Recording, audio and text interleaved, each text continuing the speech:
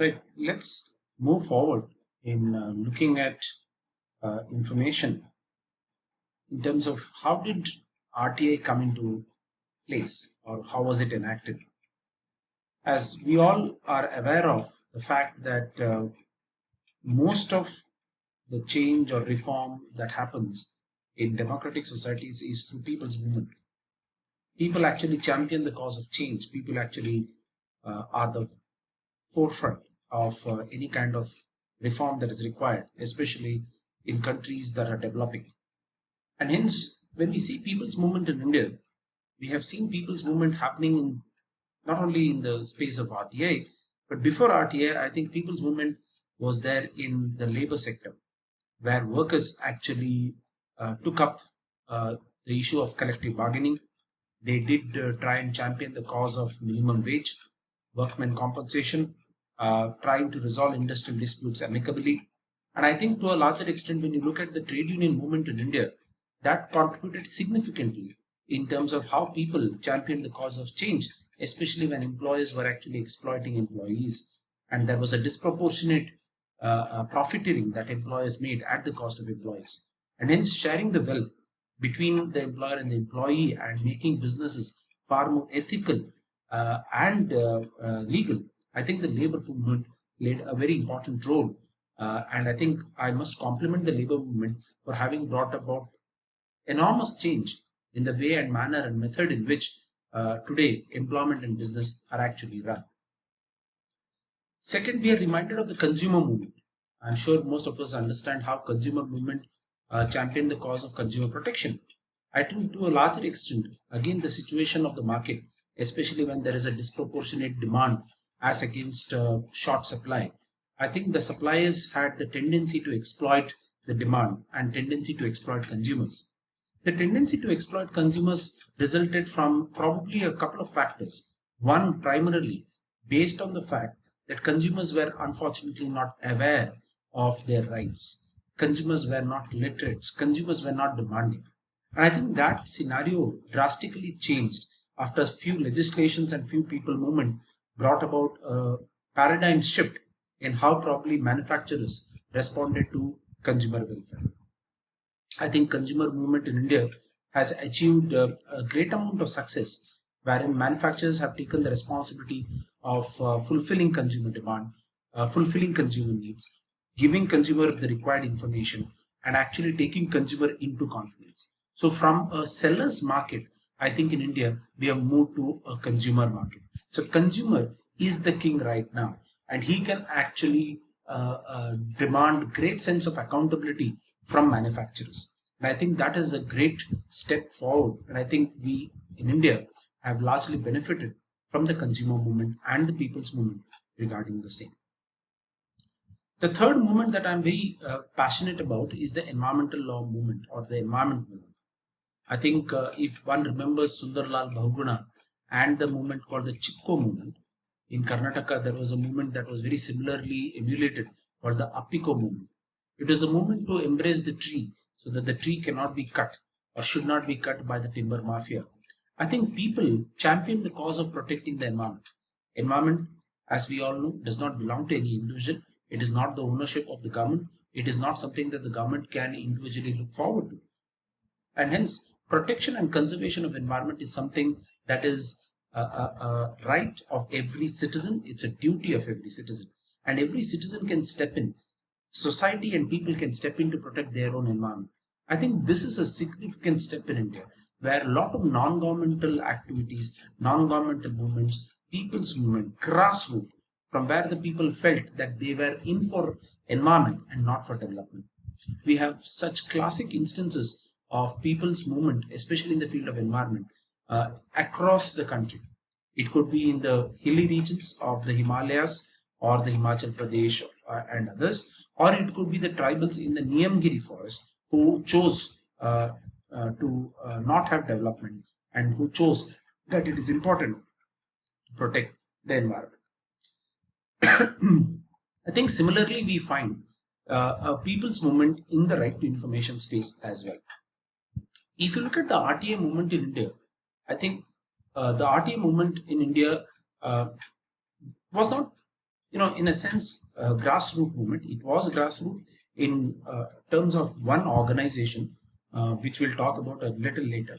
However, it was a movement because it was a movement of the enlightened.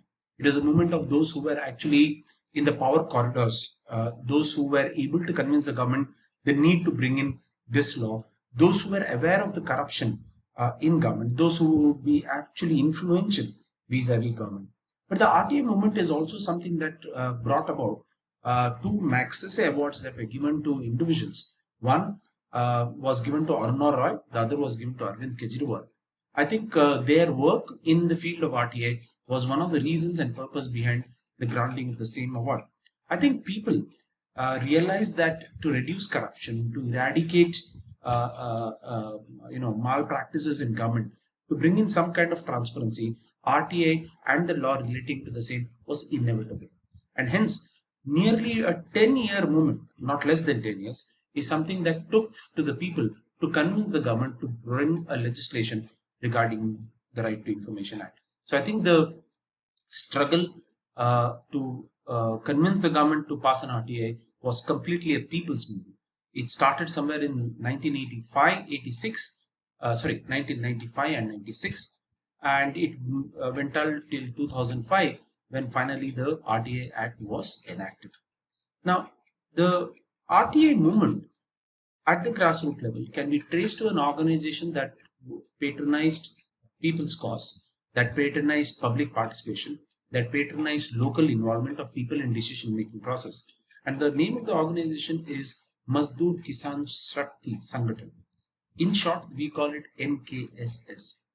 Aruna Roy was part of this organization in Rajasthan, and I think MKSS started with what was known as the Jan Sunwahi campaign, where she expected the local government to hold public consultation, a public hearing, before any decision had to be taken. Now, the purpose of the Jan Sunwahi that MKSS organized in Rajasthan in the 80s and the 90s, the basic purpose was every decision that the government takes should be informed to the people before it is implemented or enforced. And hence, when such public hearing or public consultation take place, the effectiveness of implementation is more inclusive rather than externally imposed. The Jan Sunwais were very successful in Rajasthan. It was successful in the sense that during these public hearings or public consultations, people would ask the pertinent questions. The public servant felt that they were accountable to answer, give the right information so that the people could then decide whether the decision was good or bad. The Jan Sunwai was probably one of the starting points for MKSS to take the movement on information and the sharing of information from the government one step forward, and then trying to bring about intellect to actually try and evaluate whether a right to information law can be brought in place or not. So the contribution of MKSS movement in Rajasthan is a significant movement. It has been recorded in history, especially in terms of discussing the history on the Right to Information Act. And I think the work of Aruna Roy in MKSS actually is a very standout point that one should take but notice of in terms of how people's movement under RTI was the real cause for enactment of this legislation. After all of these, people from different walks of life, from different movements came together and they created something called the National Campaign for People's Right to Information. This was a kind of not a registered organization or a formal organization, but it was a kind of a group of people who came together. They said, look, we all believe that right to information should be enacted. It should be brought into effect. Why don't we campaign together? Why don't we come together? Because it's a collective movement, and only in collective movement and collective spirit can we convince the government to actually enact the Right to Information Act. So people like Aruna Roy, Arvind Kejriwal, Shekhar Singh, so on and so forth, people who belong to different backgrounds, who probably individually thought and who were individually working for the enactment of the RT Act, came together to create this NCPRI, the National Campaign for People's Right to Information, which I think played the most important role in the final drafting of the legislation that was passed in 2005.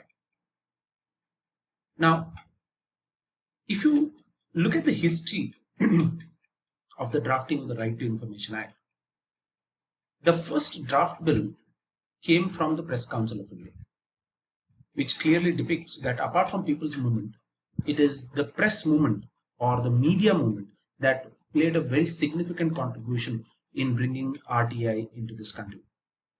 Now, why does the press need information? I think the press requires information because that is its sole foundation, and it requires authenticate information. It does not require fake news, it does not require twisted information, neither it requires fabricated or manipulated information. So, the only mechanism in which the press could actually go about its duty, if I may say so, of informing the community and the citizen about the functioning of the government, it had to rely on authentic rights to information.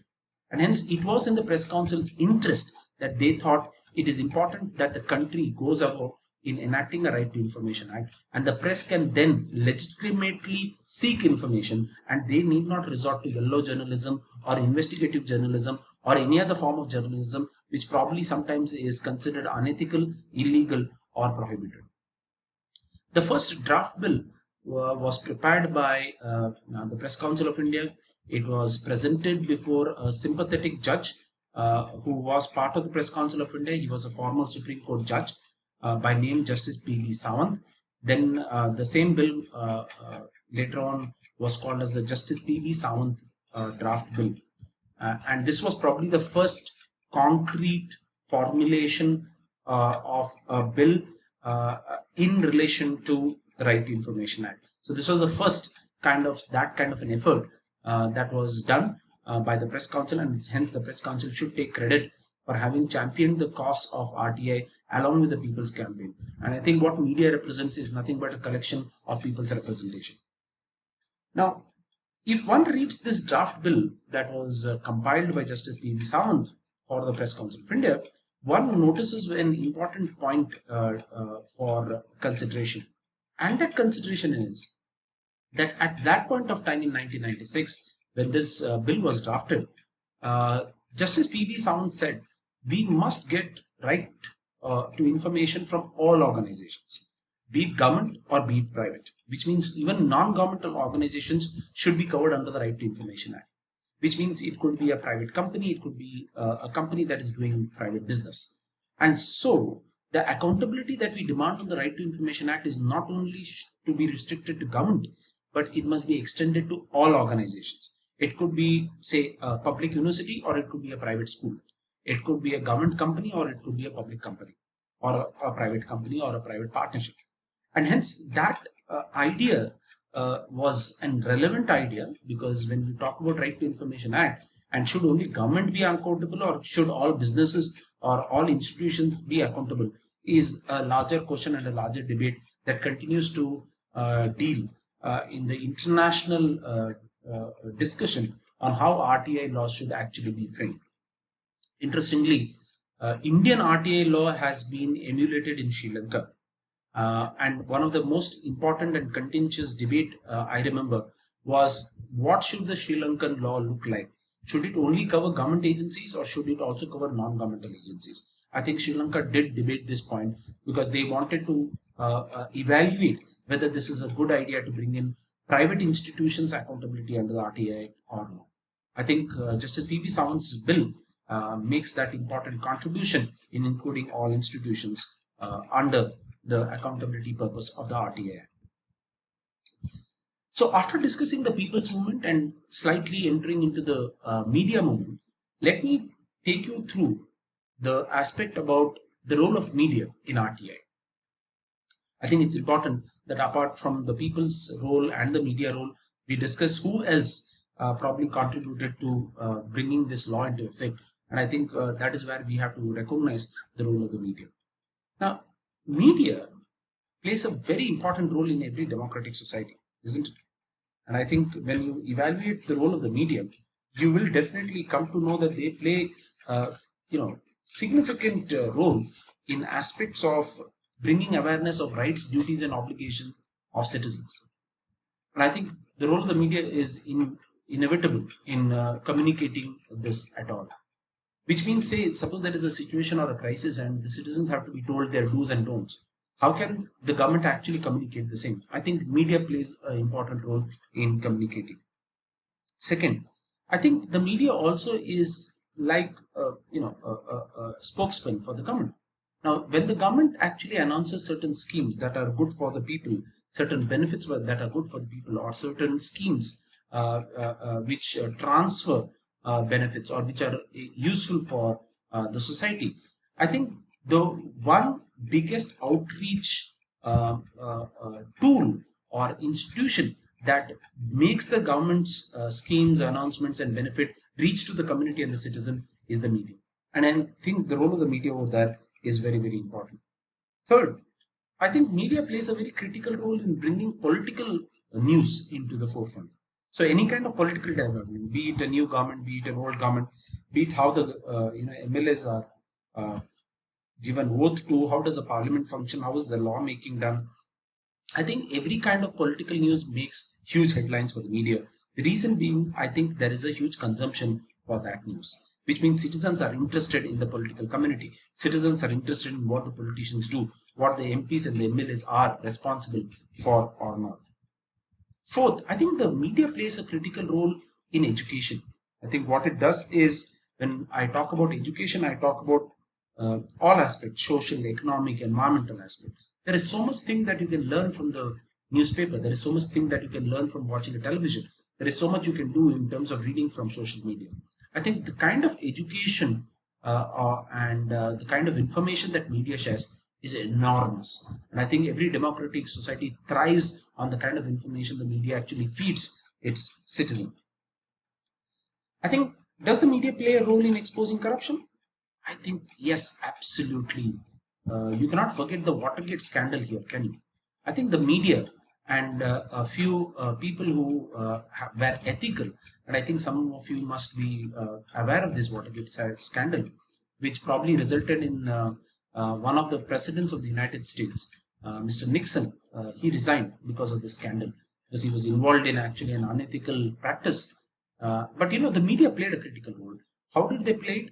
They actually, the Watergate scandal first got exposed in the media, and the media was utilized to actually propagate how the scandal took place.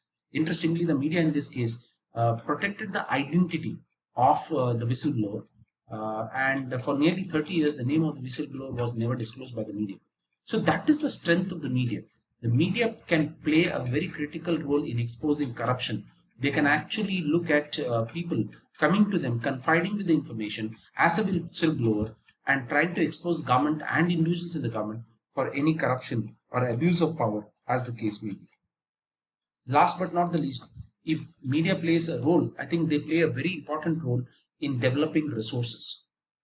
I think it is important that, what does media do? I think it enhances your capacity to do something more. It enhances your capacity to go beyond, your closed circuit. And I think that kind of enhancement of resources is something that the media generally contributes to. So media and its role is a very strong, institution. It's one of the fourth estates that we generally call it, as I told you earlier. And I think the role of the media in India is also an important issue for discussion, especially in the RTI movement. Now, in 2001, Press Council had declared that RTI is the most important legislation for the media, right? And why they did that? Because in 1996, when Justice P.B. Sawant's draft bill was presented in the Press Council of India, I think after 5 years, the Press Council had seen no light of the day. They had not seen the government being serious on bringing this legislation into effect. And hence, in 2001, the Press Council went ahead and made a declaration. They thought at least the government will hear this declaration. And they said that RTI is the most important legislation for the media, because that would then allow the media to get legitimate information from the government and report the same and bring it to the citizens' interest. And the media then will not be targeted by either the Official Secrets Act or any other legislation which prohibits media or any citizen from accessing any confidential secret information from the government. I think the press wanted that kind of a freedom. The press wanted that kind of leverage to not be targeted under the Official Secrets Act or the National Security Act. They wanted an authentic, legitimate, ethical, legal way of accessing the information and going about their business of educating communities and societies through their print, visual, or social media. So that is the declaration of 2001. And I think that declaration shook the government to some extent. The government had to take note of what the press council said, and probably from 2001, you will notice that some serious effort from the institution of government started coming into place for bringing the RTI Act into place. Couple of cases that will also highlight the role of the media is this case on Secretary, Ministry of Information and Broadcasting, Government of India, and the Cricket Association of Bengal. This was a case about cricket being telecasted on Doordarshan, because interestingly, what the BCCI did, including certain of the state association, is they started giving the broadcasting right to private agencies, thereby getting more money than what probably the Doordarshan or the government media platform would do.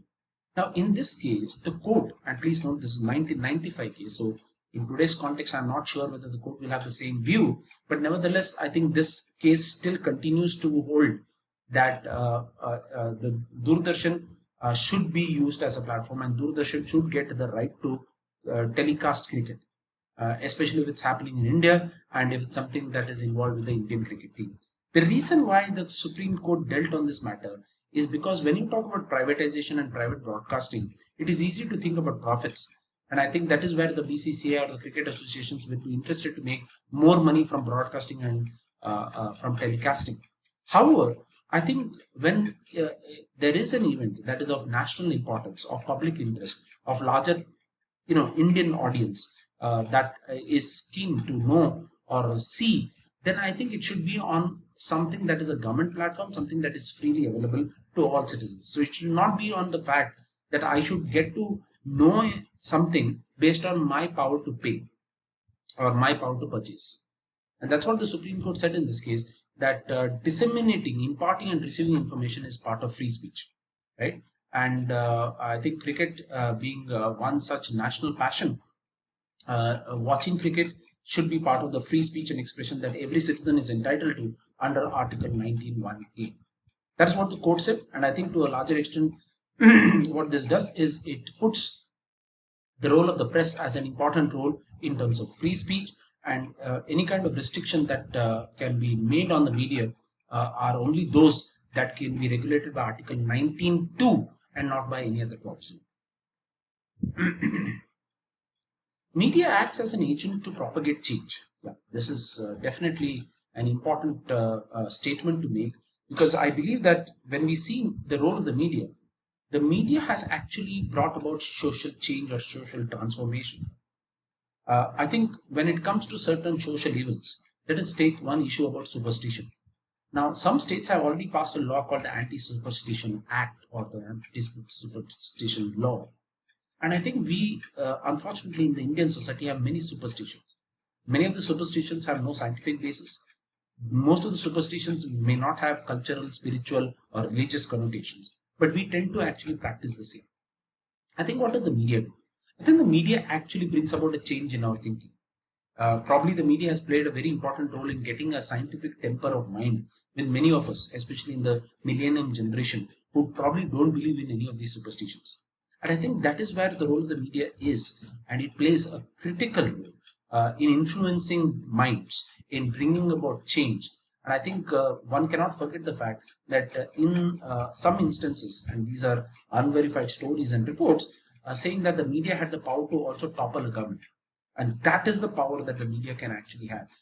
However, please note, a responsible media will never do anything negative. It will only do things that are positive, that are ethical, that are legal, that are permissible, and that is within the purview of the Constitution as well. However, the role of the media as an agent to propagate change is something that is always ever growing, ever dynamic, and expanding. The most famous case that many of us would be aware of is the Maneka Gandhi case versus Union of India. And in this case, unfortunately, Mrs. Gandhi's, Maneka Gandhi's passport was impounded. However, when the impounding was done by the government, it was done mala-fidely. There was absolutely no doubt about it. However, the government did not give any reasons for impounding. And so when it was asked why the passport was taken off, the government refused to answer. Now, the court in this case, I think, contributes so significantly information is See, information is about why I'm being denied a particular benefit. Information is about why I'm getting a particular benefit. Is the government answerable? Should the government take a position of saying, look, why are we doing this and why are we not doing that? See, if the government doesn't answer this, I think it will create a vacuum, it will create a void.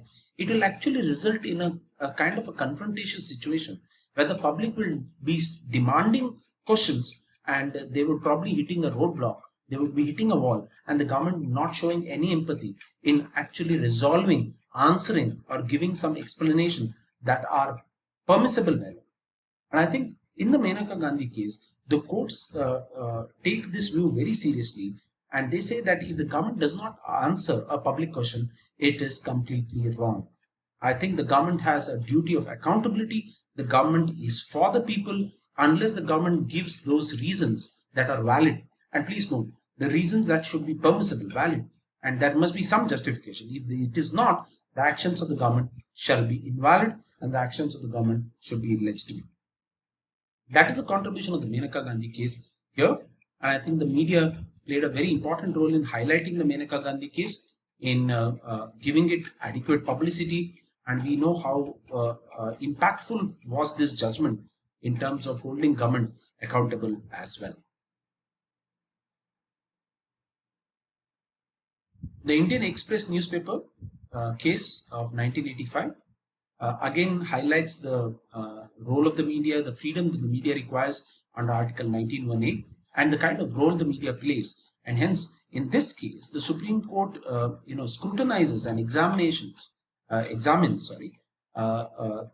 the fact of how much of taxation can be there on newspapers.